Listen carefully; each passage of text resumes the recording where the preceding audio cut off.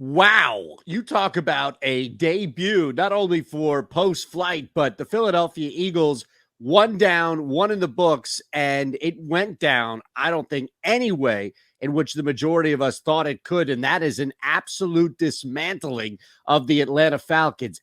Yes, it was week one. Yes, it's only one game. And yes, it gets much more difficult, especially this week coming up with the 49ers. But put all of that on the back burner for now, because what happened on Sunday down in Atlanta was a masterpiece.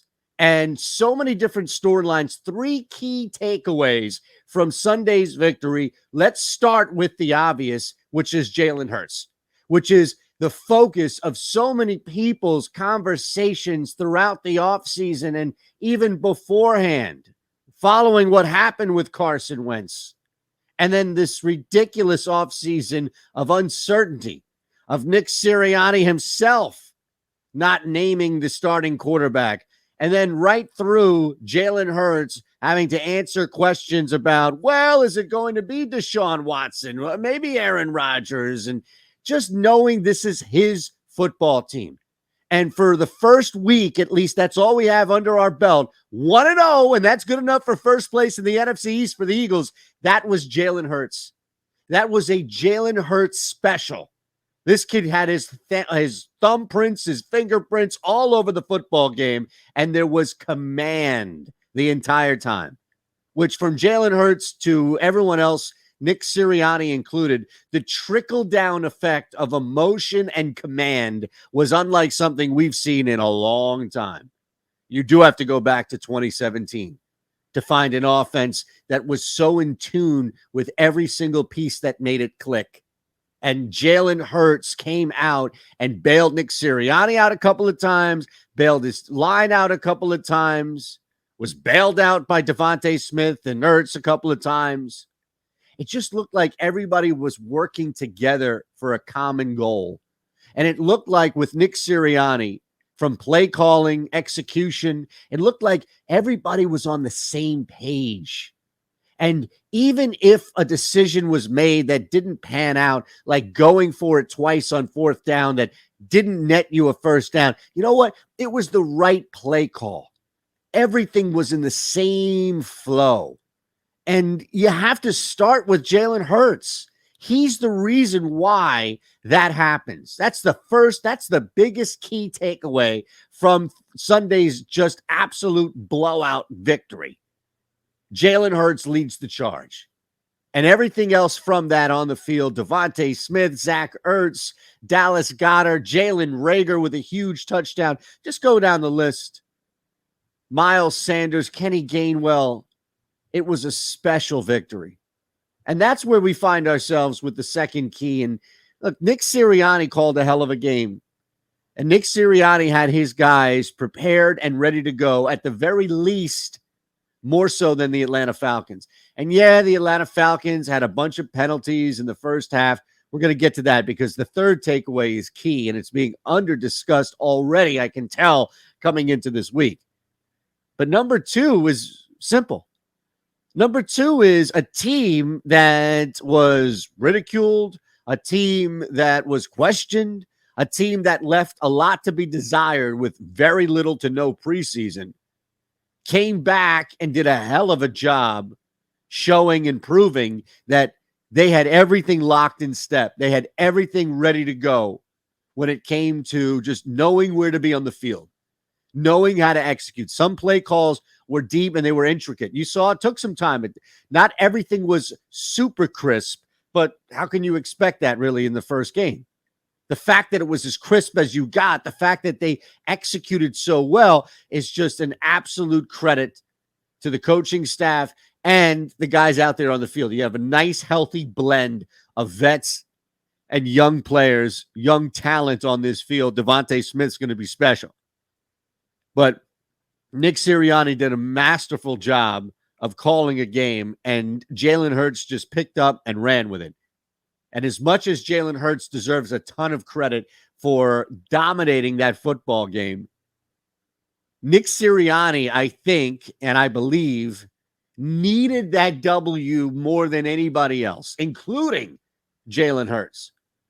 Nick Sirianni needed to come out and say, hey, what I'm doing, at least it's going to work, or at least can work. And you can't make an argument that something can work unless you actually see it work. And you know what? That's what we saw in Atlanta. An offense that worked, a defense that clicked. Everything worked. Everything was moving towards the right same direction. You didn't see guys panic on this. Oh, we didn't get a fourth down. And the announcers, look, Jalen Hurts, he doesn't look happy. You didn't get any of that. You just got a team that was calm and cool en route to massacring the other squad. Speaking of which, and the third key takeaway here is not just defense, but second half defense. Jonathan Gannon, that defensive unit that he ran on Sunday, held the Atlanta Falcons to just 6 points in the first half. Some of it self-inflicted wounds. We know that the Falcons dealt with a bunch of turnovers, but, and this is the big one, and we'll be joined by Jimmy Kempski. We'll be joined by Matt Mullin. And the good, bad, and the ugly. And I know Kyle Newbeck was working extra hard to find the bad and the ugly. Will join us as well. All here on Post Flight on Philly Voice. Let me leave you with this last and most important key, because it isn't going to be talked about and will be a major vehicle for this team's success. And that's second half adjustments. The Atlanta Falcons last year might have been awful, but they still were able to move the ball, especially when they're down, because of the talent that they have. And guess what? The Eagles defense doubled down. They saw what happened in the first half, the ability for the Falcons, yes, to move the ball, but no points on the board, or not enough points on the board, and things tightened up. The run defense tightened up. You've got three legit skill set guys out there in Ridley, Pitts, and Gage, and they didn't do a damn thing. Beyond impressive. Philadelphia Eagles, well done. Well done. Jimmy Kempski coming up. Matt Mullin. We'll talk some odds. Kyle Newbeck, and then look ahead to week 2. Joining us from Atlanta, live, fresh, following that ridiculous blowout monstrosity of a handling of the Atlanta Falcons, is our own Jimmy Kempski, at Jimmy Kempski, of course, on Twitter. First and foremost, thank you. I know that you are a busy man, and to spend some time on our new show, it's an honor to have you crack open the season following the Eagles cracking open a bottle of ass whooping on the Falcons. Yeah, it's pretty much a good way to put it. They did crack open a bottle of ass whooping on the Falcons for sure. I imagine that, as surprised as me and countless of other people here in Philadelphia who probably didn't expect it to go down, as much as hearts may have wanted it to be that, didn't expect it to go down. I imagine that there weren't many people in that locker room following that game that were surprised at all about that. Well, I couldn't tell you on that one because we're not in the locker. We're not allowed in the locker rooms just yet because of COVID. We can interview like 5-6 guys at the podium after the game. But I mean, to me, like, I thought this Falcons team stunk. Like, I should have expected the Eagles to win. I didn't expect them to pour it on the way they did. I mean, they completely dominated this game from the second quarter on. First quarter was a little dicey at times, but from the second quarter on, they just completely dominated this team. I mean, they had significant holes. Like, the interior of their offensive line was really weak, in my opinion. They had some holes in their secondary. And credit to the Eagles, they exploited them. And sure, yeah, I would agree. The Eagles players probably thought they were going to win this game, and they played like it. I thought they played with a lot of confidence. And I think even more encouraging was that some of their younger players, of course, most notably Jalen Hurts, really played well this afternoon. Yeah, and I imagine that this puts to bed a lot for the people like me who came in concerned that 10 snaps in the preseason, how much can you wait on the joint practices? This team was crisp. And here's the thing, even like when they go for it on fourth down a couple of times, they don't make it, even though they're moving the ball so much. It just felt like game flow was consistent the whole time. There was never any nervousness or anything along those lines. Not everything hits in this league, as you know, Jimmy, but still, it felt like everybody was kind of on the same page and in command. Yeah, the number one priority out of this team coming out of training camp was to have everyone available week 1.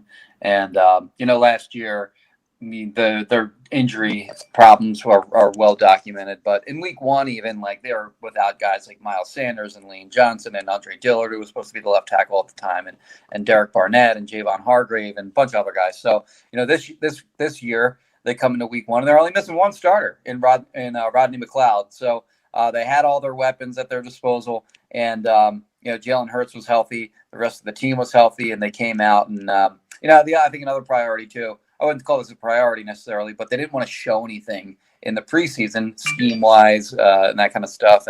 And what you saw was a very vanilla product, as you mentioned. Jalen Hurts barely played it all in the preseason, as did the rest of the starters. And I was curious how they were going to come out and play with with that lack of playing time during the preseason, and then also like a lot of their training camp practices were really short. Like some of them were like an hour and 15 minutes, which, it's kind of unheard of really in my experience covering the team. But yeah, I think they did struggle a little bit early on in that first quarter. Like their tackling was suspect. And, so there were they had a lot of penalties in the first, like I think they had 10 penalties total in the first half. So there was some sloppiness there, but once they kind of got their sea legs, they really took off. And as you mentioned, everything seemed to be really crisp. Especially in that second half.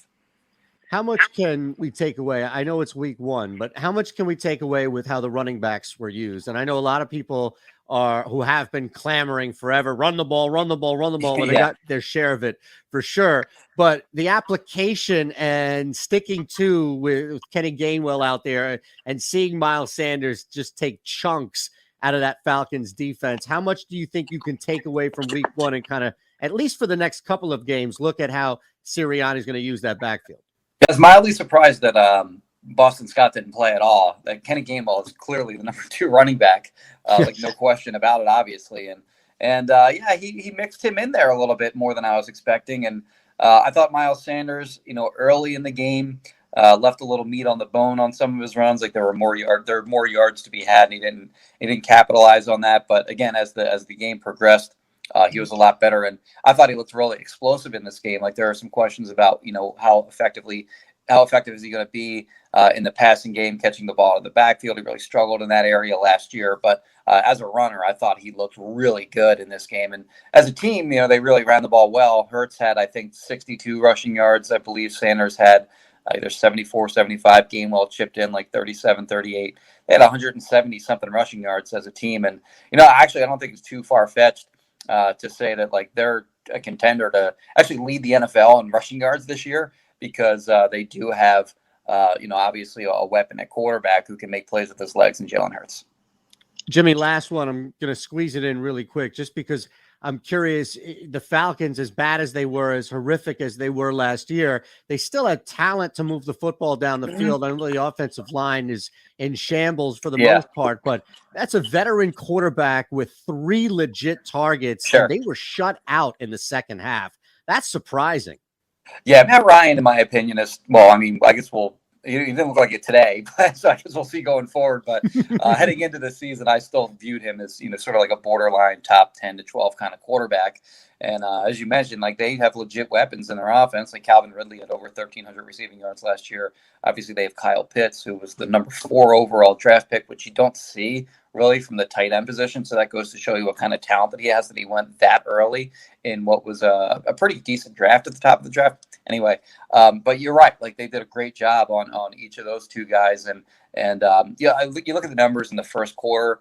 I thought the Falcons really ran the ball well. The Eagles struggled tackling, like I said, in that first quarter. Matt Ryan was efficient throwing the football in that first quarter. But from the second quarter on, they just couldn't get anything done. And the Eagles dominated them really where it matters against a team that likes to get the ball out quickly, and that's right up the middle. Like I thought Javon Hargrave had a phenomenal game today. Fletcher Cox did a nice job. Really, the D line in general sort of controlled the line of scrimmage and made life uncomfortable for Matt Ryan. And you saw it with on the back end with those guys sort of getting shut down, as you mentioned, in the second half. Thanks, Jimmy. Appreciate it. Joining us on Post Flight is Matt Mullin. You can see him and read him on Philly Voice. Follow him on Twitter at Matt_Mullin. And my goodness, I think that anytime we would go into a season, we'd expect some balance and a conversation even if the Philadelphia Eagles win, we'd expect at least a balanced conversation. It's going to be a hard pressed, I think, to find anything really negative beyond the typical nitpicking that may happen. But I did not expect domination, did not expect this type of victory, although it's always nice to get it down in Atlanta. First and foremost, welcome, sir. And second, take it away. Your immediate initial reaction to what you saw on Sunday. First, thank you for having me. But also, I would just like to point out, I did see a win coming. I did, unlike some people here, I don't know, they'll go without being named, but I did think that they were going to beat the Falcons. But I will, like you said, I'll be the first to admit, I did not see domination coming. I did not see them winning by 26 points. I did not see them holding the Falcons to 6 points. I did not see them, putting up 4 offensive touchdowns the way they did. I just thought, like you said, there's really very little to complain about. And a lot of the things that you would, maybe complain about were things that happened in the first half. And whatever the case may be, Nick Sirianni and his staff corrected them in the second half. There were a lot of penalties in the first half, and there was some really poor tackling in the first half. And after that, you didn't really see that at all in the second half. And I think that has to be one of the positive signs that you take away from today. Jalen Hurts, so much discussion coming into this season, to this game, to his career, really, as it takes flight following last year, which is forgettable and regrettable in some cases. The takeaway that after today has to be at the bare minimum for anybody who has come at you or others on Twitter that he should be carved up for trade bait for Watson or Rodgers or anyone else out there. I mean, the baseline has to be moving forward that Jalen Hurts can play in this league. Yeah, and I think that was one of my big takeaways, obviously, from today was Jalen Hurts and the fact that it didn't look the moment didn't look too big for him. It didn't look too big for him. It didn't look too big for Sirianni or, Devonta Smith, defensive coordinator. They all, I thought, did very well. But obviously, the quarterback is always going to be the story of the day. And I think, he said it best in the postgame. Someone asked him, "Did you feel like you had something to prove today?" And I think anyone looking from the outside would say he certainly did have something to prove after this offseason, people questioning his ability, stuff like that. And he said, "No, I just wanted to win the game." But don't you think that kind of is one and the same? Winning the game is proving something. And I think he did a great job. Where do you think the focus will be coming up this week as far as just from content to reaction? Where do you think, outside of Jalen Hurts, which is the obvious, but there are a lot of different ways in which you can carve up this turkey of victory? And you mentioned Nick Sirianni. I mean, think about it, right through Kenny Gainwell to Miles Sanders, in between the defense. I mean, my goodness, holding a team in Atlanta, which was one of the biggest takeaways for me, is the Falcons, as bad as they were last year, show they can move the football down the field when they're down big because of the weapons that they had. They looked absolutely lost. It was worse in the second half. So take it wherever you want as far as, your instincts, where you think the focus will be, outside of the majority of which would be Jalen Hurts. I think you hit a lot of the things right there. I think Nick Sirianni, the defense, but I think, Philly has always been a town of what have you done for me lately? And I think lately the Eagles have looked good, but immediately it's going to be, what are you doing for me next? And we're going to start looking ahead and saying, they beat the Falcons, who I think by the end of the season, we're going to look back and say, yeah, they beat a pretty bad Falcons team. So I think it's going to be about, can you do it next week? Can you do it the week after that? They got the 49ers on tap. They got the Chiefs. They got the Cowboys. They have a lot of good teams coming up here. And that is really, because if they're 1-3 at the end of these next 3 games, no one's going to care about the Falcons win. So it's all about carrying that momentum, building forward, and proving that week 1 wasn't just a fluke win over a bad team, that it was a sign of things to come. That's a pretty high bar you're raising right there for the next 3 weeks of football, Matt Mullin.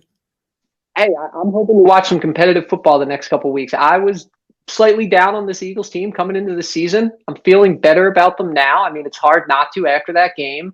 And you know what? After last season, I think everyone in the Delaware Valley is looking forward to enjoying some football. At Matt_Mullen is, I could follow him on Twitter. The line was a little crazy. And just to kind of look at how this thing fluctuated, Eagles were up to a 4-point road dog in this game, bet back down to 3.5, even to 3 for a little bit leading up to the kick. And it just fluctuated. A lot of what I thought was weight from us in our area, because just to examine our mind and how we bet, we know we always get behind our squad. And a lot of times, if there's something that's a little more even out there, like the Falcons, the perception of beating the Falcons versus, I don't know, the 49ers, which we'll talk about before we get out of here, just understand that usually weights a lot of the money that comes in on a local team, like, for example, the Philadelphia Eagles. But the Birds come in. Now, that total had no shot. Initially at 44 or so, bumped up to 48. There was no shot that thing was going to go over. And it was all because of the Falcons. And think about what the Eagles did to destroy a ton of Falcons plays ATS. First off, the fact that the Atlanta Falcons just lose the game in its own right. You have the road dog there covering with the Philadelphia Eagles winning outright. Then beyond that, the total, which we knew had a really good shot of hitting, Matt Ryan and that offense decided not to show up. Without any body out there, like any vessel out there that could carry a football across a goal line for Atlanta, that's going to hurt a total. The Falcons, what we expected, and this is, again, a major testament to that Eagles defense, but what we expected from the Atlanta Falcons was to put up a little bit of a fight, especially after being down in the first half. Instead, what we got was the clamps coming down with the Birds, and then not only that, total having no shot, but really the Atlanta Falcons doing anything from a second half play, trash it. Falcons leading the first half, trash it. Falcons leading the first quarter, which I thought was their main opportunity to win a quarter and really win anything, would be the first, leaving things to be figured out by the Philadelphia Eagles. Well, that wasn't the case. Eagles came out like they were the veteran squad. Huge opportunity if you bet with your heart, not your brain, because I think the Falcons, from coming into this, the standpoint of what to expect and how deadly that offense can be, especially when down, Falcons laying the points wasn't a bad play so much as the Eagles defense and really Philadelphia as a whole stepped up and won that football game.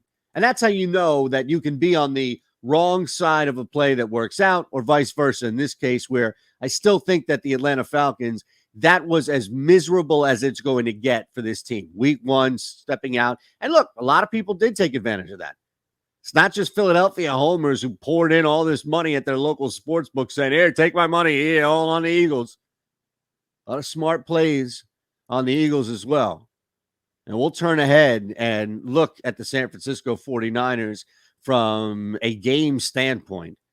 But they open up in Philadelphia as a 3-point road favorite. And just to keep an eye on the Niners here, they allowed the Detroit Lions to come back in that football game. Make no mistake, there was no other explanation for it. San Fran came out and they lost Raheem Mostert, which is devastating. Trey Sermon didn't even play. So the backfield a little banged up, but everybody else is there. And yes, they win that game. And yes, San Fran covers that 7.5-point spread. But to allow a team like Detroit, who at least in the record books is worse than Houston, to slink back into that game is unforgivable. Ridiculous. And make no mistake, that had a major weight on the line. I still think, based on how this thing can move, there's a stronger chance that it's going to go to 3.5, possibly 4.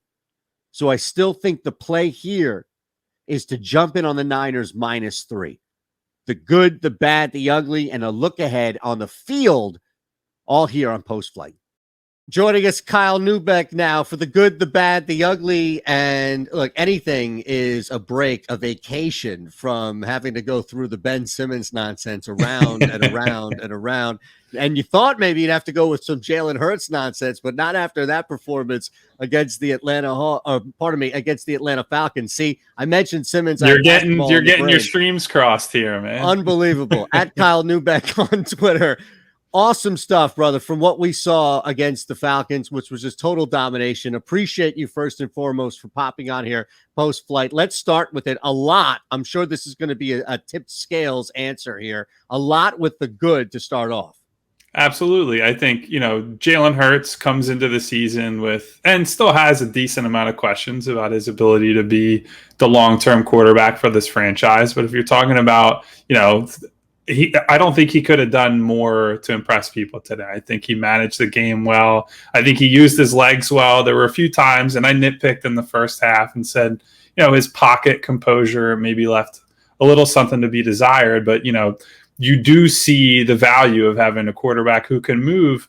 But I think, and I noted this in the recap, I think something that stands apart with Hurts among the guys who have legs like he does, he never seems to put himself in harm's way. Like, he uses his speed, he uses his athleticism, and he only uses it to a point where he picks up yards and keeps himself safe, and he lives to fight another down, another play. And I think that's pretty impressive from a guy who is as young as he is. Normally you see, the big knock against Michael Vick, who we saw in Philadelphia, was he's an all-time athlete, but he's constantly throwing himself in harm's way. So it's nice to see Hurts kind of give you the best of both worlds there. And look, I thought his connection with Devonta Smith early is just great to see. I thought, for a rookie wide receiver, that kid just looks like an absolute elite technician right from Jump Street. So I'm really excited to see those two, open it up as the season goes on. And then you and I can talk about the coaching stuff. I thought Sirianni did a fantastic job of mixing up plays, of using guys and using their strengths. Like, he didn't make anybody outside of, I think, giving Kenny Gainwell the ball on a 4th and short was that's a misfire, and maybe you put Sanders in there instead. But other than that, I thought they used everybody to the best of their abilities to make sure that, even guys like Arcega-Whiteside, he's in there and having success as a blocker and getting out and creating lanes for guys like Sanders and Gainwell. I just thought, they were just on point today. So it's nice to see. It's nice that we don't have anything really to complain about out of the opening week, so everybody can continue, riding high in Philadelphia. No, I think you raised some great points about the good, and just to tail on with what Sirianni, and it's not a total knock on Doug. It's more just a knock on what we saw last year, where it just felt like every decision was still in the game script and the game flow. Yes. To where even if the personnel wasn't right, the play call wasn't right, the decision to do whatever, go for it on 4th down, everything kind of felt with it. And yeah, with Jalen Hurts, clearly there was a collective exhale, I think, that he could just sustain from last year, which was also a terrible situation all around. How difficult was it to find any bad and ugly now? Let's start with bad, because you have to fill out the column. So you go from the good to the bad.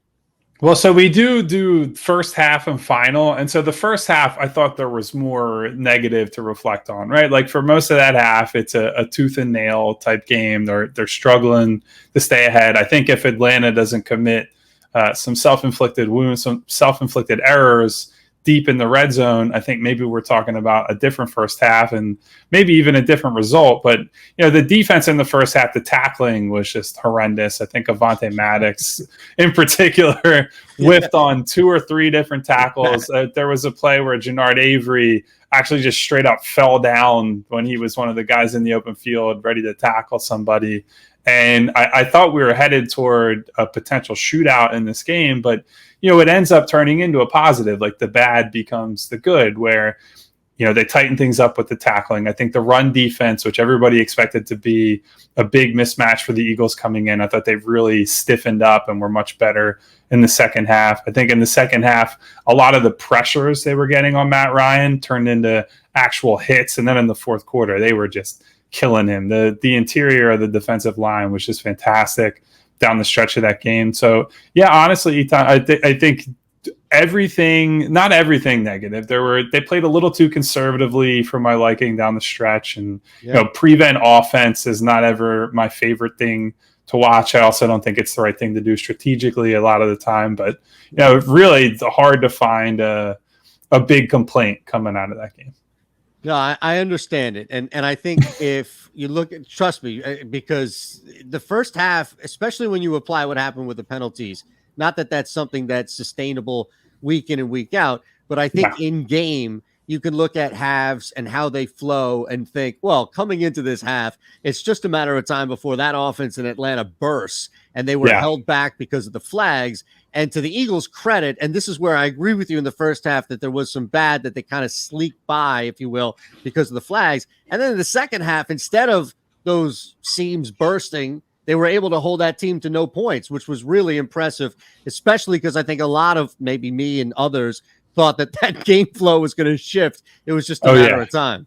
Yeah, and so you bring up penalties, and maybe we can put that in the ugly column. Like, certainly there are a lot of penalties, including on guys today. Like Lane Johnson, I believe, had at least one or two, and he's one of the guys that really you're coming into these games expecting him to be one of the mistake-free type players. But I think if you want to try to spin that into a positive, that they picked up all these penalties, you say, look, it's a team playing under a new coaching staff, totally new systems on both sides of the ball. And, they made some mental mistakes. Guys are pulling and grabbing and doing whatever that, you don't want to see that stuff. But in terms of an execution perspective, I thought they executed the plays brilliantly, at least on offense today. There were some, again, first half issues on defense. But when you see a team that's under this new coaching staff and everything looks cohesive and like they have been getting the most out of these practices, especially after, there was some debate in this town whether it was smart to sit the important players for most of the preseason games. Clearly the decisions they made in the preseason worked. Like I think for a team starting a second-year quarterback with very few reps, a lot of young wideouts, and an offensive line that's still trying to come together here, I thought they looked about as cohesive as they could. I think that is a big testament to the work that they've done in the shared practices, certainly with other teams, but just of the coaching staff in general. Awesome. Thanks, Kyle. Appreciate it. Final thoughts here before we hit the road. And remember, we'll be back following the Philadelphia Eagles each and every week. The next morning, we'll be right up here on Philly Voice with your latest edition of Post Flight. You'll see and hear all of the names here on the site, as well as a special guest or two moving forward. Now, 49ers come to town. This is not going to be easy. They do lose Raheem Mostert in that game with the Lions already beforehand. Trey Sermon not out there. So maybe a point of attack for the Philadelphia Eagles defense, who looked really good shutting down Mike Davis in that rush attack in the second half. Well, to be fair, they shut everybody down in the second half in Atlanta. However, moving forward in this game particularly, couple of big play capability guys for the San Francisco 49ers, including Deebo Samuel. Now, this is not going to be easy, but to be fair, we thought the same thing about the Atlanta Falcons. There's a similar matchup here. In fact, the quarterback, not nearly as strong of an arm.